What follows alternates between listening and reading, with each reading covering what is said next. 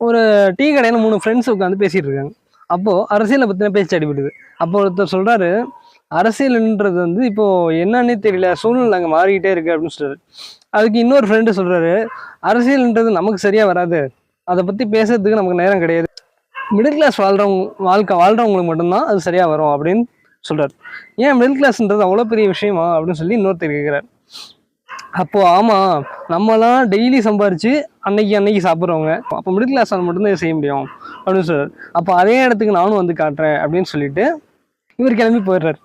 அதுக்கப்புறத்துலேருந்து சம்பாதிக்க வேலைக்கு போயிட்டு இருந்தவர் சம்பாரித்து சேமிக்கணுன்ற நோக்கத்தோட வேலைக்கு போக ஆரம்பிக்கிறார். சேமிக்க ஆரம்பிக்கிறார்.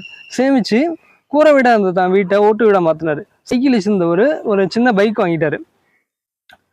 குடும்பத்துக்கு ஓரளவு சேமிப்பு பணத்தை சேகரித்து வைக்கிறாரு. தூரம் இவர் சிரமப்பட்டு மிடில் கிளாஸ் வாழ்க்கையை இவரை அடைய வச்சது இவரோட வைராக்கியம் தான். தேங்க்யூ.